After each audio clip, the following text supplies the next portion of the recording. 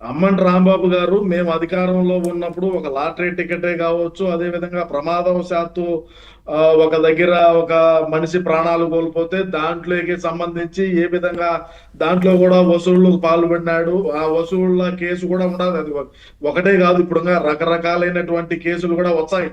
అయినప్పటికీ మా అమ్మంటి రాంబాబు మా జగనన్న కళ్ళలో ఆనందం చూడాలా.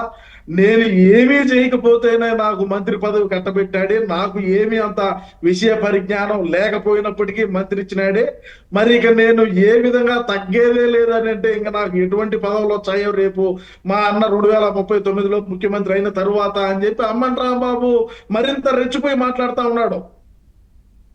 ఇదంతా నిజంగానే లోపల నుంచి వస్తున్న ధైర్యమా, అది కనిపించడమా? ఈ ఏదైతే ఇవన్నీ లోపల నుంచి ధైర్యం అనేది కాదు పవన్ గారు. మీరు ఇక్కడ చూడండి, అప్పటి రాంబాబు గారే మేజిస్ట్రేట్ గారి ముందు ఏం చెప్పినారు? నన్ను కాళ్ళు రెండు ఇట్లా చీల్చినారు, నన్ను చీల్చి ఇది చేసినారు, అది చేసినారు అని చెప్పి మాట్లాడినారు.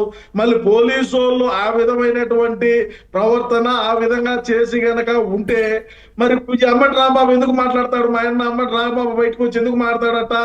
ఉమ్, అంటే పోలీసు వాళ్ళు అటువంటి కఠినమైనటువంటి చర్యలు తీసుకొని ఉంటే, అటువంటి కఠినమైనటువంటి భాషను ఉపయోగించుంటే మరి దేనికి మాట్లాడతారు ఆ విధంగా?